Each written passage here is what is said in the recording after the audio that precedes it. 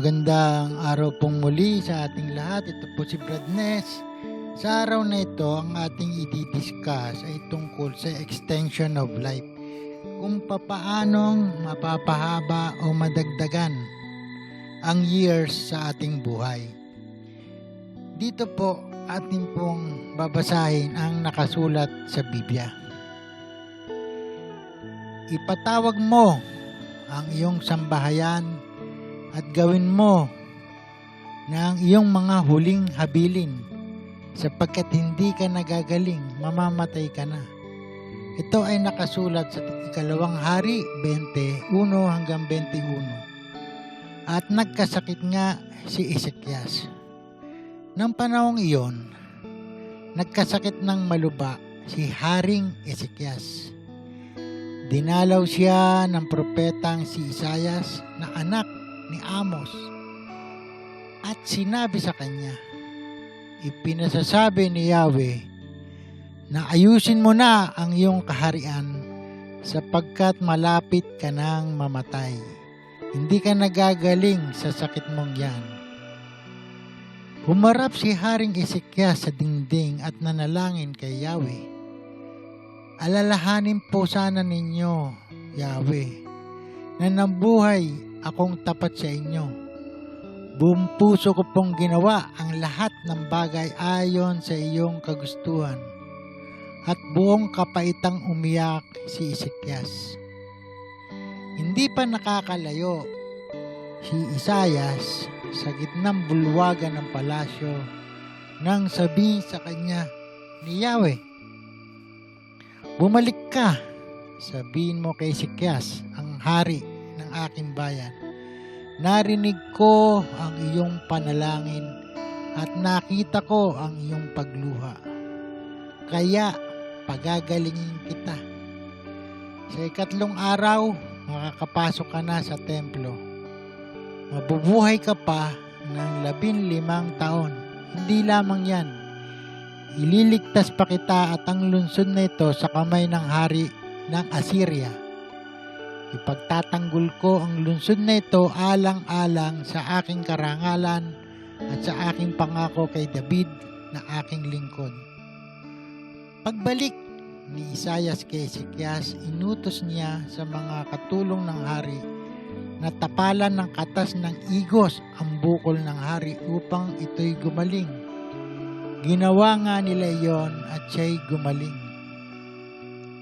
Itinanong ni Ezekias kay Isaias, ano ang palatandaan na papagalingin ako ni Yahweh at makakapasok na ako sa templo pagkalipas ng 3 araw?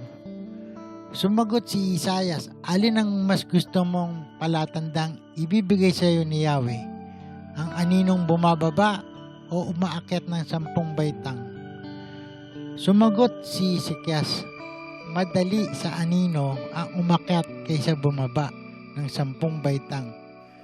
Pababain mo ito ng 10 baitang. Nanalangin si Isaias kay Yahweh at ang anino'y bumabang 10 baitang sa hagdang inilagay ni Ahaz.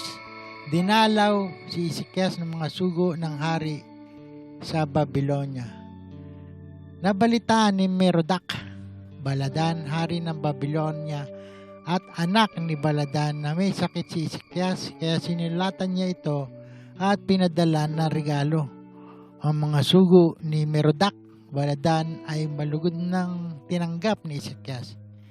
Ipinakita pa niya sa mga ito ang kayamanan ng kanyang kaharian, ang mga pilak, ginto, pabango, mamahaling langis, ang kanyang mga kasangkapang pandigma at lahat ng nasa kanyang taguan. Wala siyang hindi ipinagmalaki sa kanila. Pagkatapos, nilapitan siya ng propetang si Isaias at tinanong, taga saan ba sila at ano ang sinabi nila sa iyo? Galing sila sa isang malayong lupain sa Babylonia, sagot ni Ezekias. Ano ba ang nakita nila sa iyong palasyo? Tanong uli ni Isaias. Pinakita ko sa kanila ang lahat ng narito, wala akong inilihim, sagot ni Ezekias. Sinabi ni Isaias, pakinggan mo itong ipasasabi ni Yahweh. Darating ang araw na ang lahat ng nasa palasyo mo, pati ang tinipong kayamanan na iyong mga ninuno ay dadalhin sa Babylonia. Walang maiiwan dito. Pati ang ilan sa iyong mga anak na lalaki ay kukunin at gagawing mga eunuko sa palasyo ng hari ng Babylonia. Sinabi ni Ezekias, maganda naman pala ang pinasasabi ni Yahweh sa akin. Sinabi niya iyon dahil ang akala niya ay mananatili ang kapayapaan at katiwasayan habang siya'y nabubuhay.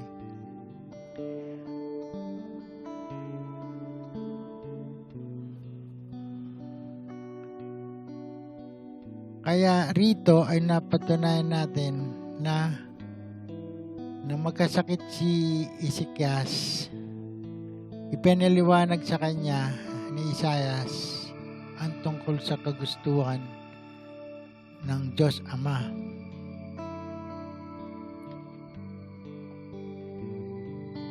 Pero para mas maintindihan natin sa ibang Isaias 38:1-22, ng panahong yon, nagkasakit ng maluba si Ezekias at nasa bingit na ng kamatayan, kaya si dinalaw ni Isaias na anak ni Amos.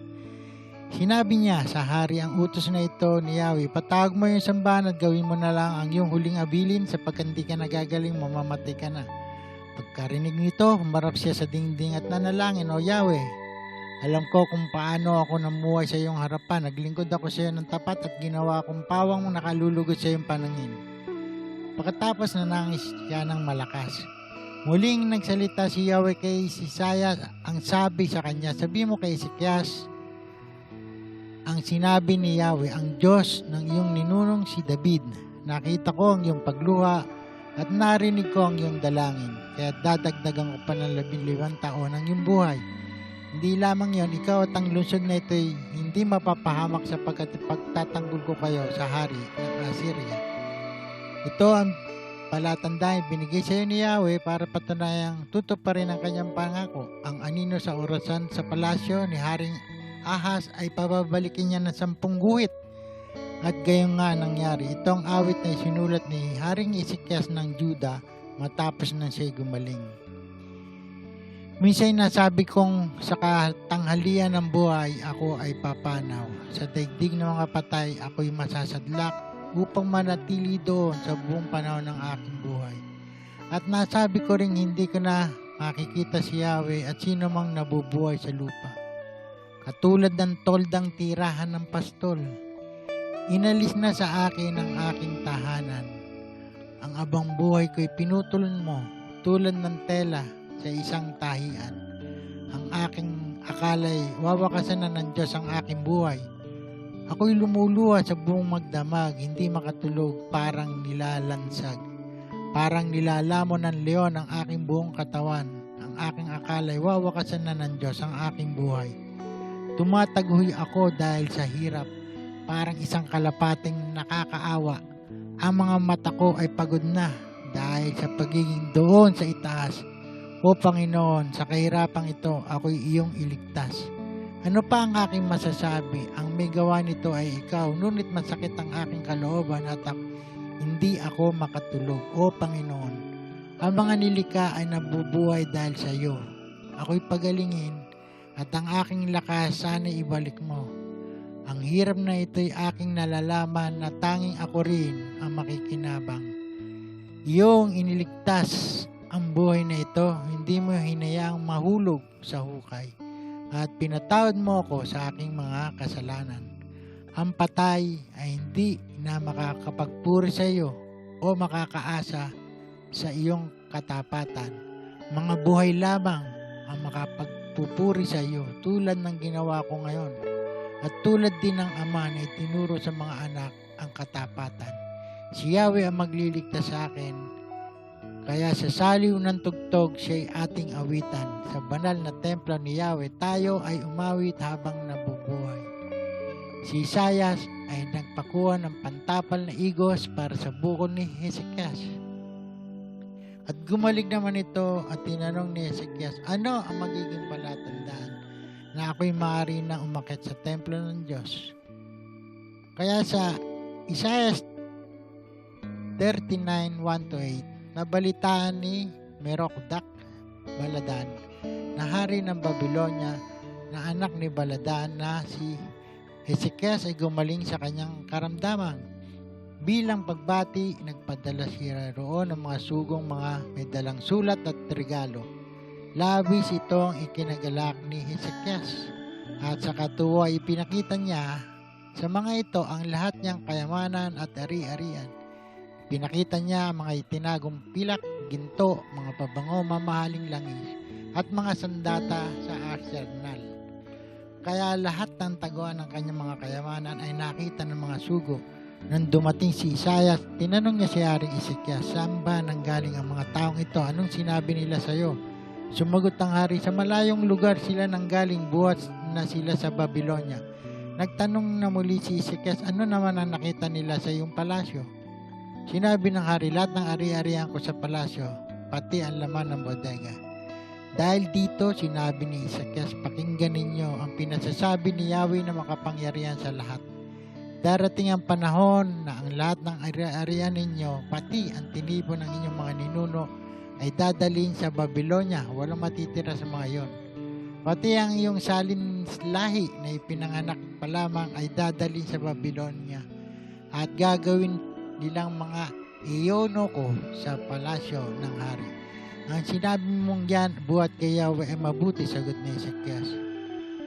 Sinabi niya ito sapagkat iniisip niya magkakaroon ng kapayapaan at kasaganaan habang siya ay nabubuhay. Sa ikalawang Kronika 32:1 hanggang 33. Matapos isinagawa ni Hezekias ang lahat ng ito at ipakita ang kanyang katapatan sa Diyos, ang Juda ay sinalakay ni Sennacherib, hari ng Assyria. Pinalibutan ng kanyang mga kawal ang mga may pader na lungsod at humandang papasukin ang mga ito. Nang makita ni Hezekias ang balak na paglusob na ito sa Jerusalem, sumangguni siya sa kanyang mga pinuno. Nagkaisa silang harangan ang pag-agos ng bukal ng tubig sa labas ng lungsod. Tumawag sila ng maraming tao at hinarangan nga nila ang lahat ng bukal at ilog upang ang mga ito'y hindi pakinabangan ng mga taga-Assyria. Ipinaayos ni Hezekias ang mga wasak na pader at pinalagyan niya ito ng toring bantayan. Nagpatayo siya na isa pang muog sa labas nito at pinatatag ang milto sa lungsod ni David. Pagkatapos, nagpagawa siya ng maraming mga sandata at kalasag. Ang mga kalalakihan sa lungsod ay ipinailalim niya sa mga opisyal ng hukbo. Tinipon niya mga ito sa may pintuan ng lungsod at pinagbili na ng ganito. Maging matapang kayo, laksan ninyo ang inyong loob. Huwag kayong matakot sa mga taga-Syria. Mas malakas ang kapangyarihang nasa panig natin kaysa nasa panig nila. Nasa tao ang kanyang lakas, samantalang nasa panig natin ang ating Diyos na si Yahweh. Tutulungan niya tayo at ipaglalaban. Sa sinabing ito ni Haring Hezekias, nabuhayan ng loob ang mga tao.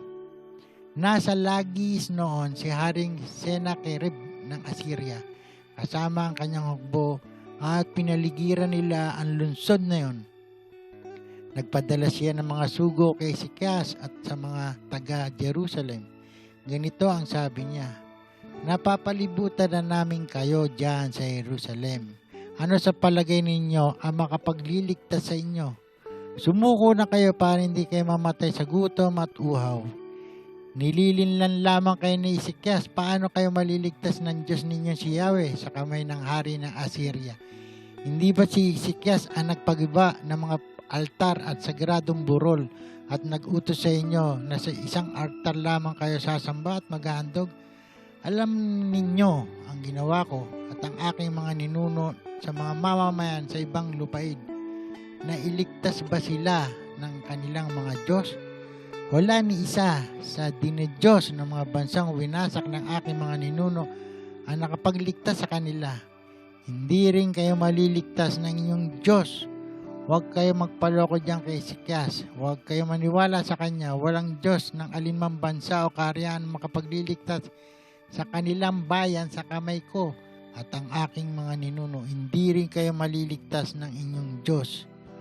Ang mga sugo ni Sennacherib ay marami pang sinabi laban sa Panginoong Yahweh at kay Hezekias. na kanyang lingkod. May sulat pa ang hari na lumalait kay Yahweh, ang Diyos ng Israel. Ganito ang sinasabi, hindi may pagtatanggol ng Diyos ni Hezekias ang kanyang bayan laban sa akin, tulad ng mga Diyos ng mga bansang walang nagawa sa akin. Ipinagsigawan nila ito sa mga wikang Hebrew upang matakot at panghinaan ng loob ang mga taga-Jerusalem na nasa pader ng lungsod. Sa ganitong paraan ay magiging madali ang pagsakop nila sa lungsod. Sinasabi nila na ang Diyos ng Jerusalem ay tulad lamang ng mga Diyos-Diyosan sa ibang bansa na gawa lamang ng kamay ng tao. Dahil dito, nanalangin at tumingin ang saklolo sa Diyos, sina Haring Hezekias at si Propeta Isaias na anak ni Amos. Nagsugo si Yahweh ng isang anghel at pinatay nito ang mga pinuno at mga kawal ng Assyria. Kaya ang hari ng Assyria ay umuwing hiyang-hiya. Nang pumasok siya sa templo ng kanyang Diyos, pinatay siya sa saksak ng sarili niyang mga anak. Sa ganong paraan, iniligtas ni Yahweh sina Hezekias at ang mga taga-Jerusalem sa kamay ni Haring Sennacherib ng Assyria at ng lahat ng mga kaaway. Binigyan ni Yahweh ng kapayapaan ang buong bansa. Maraming nagpuntahan sa Jerusalem, nagandub sila kay Yahweh at nagkaloob ng mahalagang bagay kay Haring Hezekias. Mula nooy pinarangalan siya ng lahat ng bansa. Ang pagkakasakit ni Hezekias at ang kanyang kapalaluan, di nagtagal ay nagkasakit ng maluba si Hezekias. Nanalangin siya kay Yahweh at binigyan siya nito ng isang palatanda na siya gagaling. Ngunit hindi niya kinikilalang utang na loob ang ginawa ni Yahweh para sa kanya. Sa halip ay naging palalo siya, kaya naman pinarusahan siya ng Diyos, pati ang Huda at Jerusalem. Ngunit sa bandang uli ay nagpakumbaba siya at ang taga-Jerusalem. Dahil dito, hindi pinarusahan ni Yahweh ang sambahayan habang nabubuhay pa si Hezekias. Ang kayamanan at kadakilaan ni Hezekias. Napakarami ng kayamanang naipon ni Hezekias, kaya nagpagawa siya ng sariling imbaka ng pilak, ginto, mahalagang bato, pabango, mga kalbasan, at mahalagang kasangkapan. Nagpagawa rin siya ng mga bodega ng trigo, alak, langis, at mga kulungan ng baka at tupa. Dumami ang kawan ng kanyang mga hayop, pinayaman siya ng Diyos. Hinarangan niya ang batis ng goyod sa gawing itaas ng lungsod at pinalihi sa gawing kanluran patungo sa lungsod ni David. Masasabing si Hezekias ay nagtagumpay sa lahat ng kanyang ginawa, maging sa pakikitungo sa mga sugo ng hari ng Babylonia na dumating sa kanya upang magsiyasat sa mga pambihirang pangyayari sa lupain. Hinayaan siya ng Diyos na gawin ang gusto niya upang subukin ang kanyang pagkatao. Ang buod ng kasaysayan ni Hezekias. Ang iba pa mga pangyayari sa paghahari ni Hezekias at ang kanyang mabubuting ginawa ay nakasulat sa pangitain ni Propeta Isaias na anak ni Amos at sa kasaysayan ng mga hari ng Juda at Israel. Namatay si Hezekias at inilibing sa pinakamataas na libingan ng mga anak ni David. Sa pagkamatay niya, pinarangalan siya ng buong Juda at Jerusalem. Ang anak niyang si Manases ang umalili sa kanya bilang hari. Ito po ang katunayan na pwedeng manalangin at madagdagan ng taon ang buhay kung naglilingkod sa Panginoon Diyos. Ito pong muli si Brad Ness at maraming salamat sa pagsuporta at panonood ng ating YouTube channel. Pagpalain nawa kayo ng Diyos.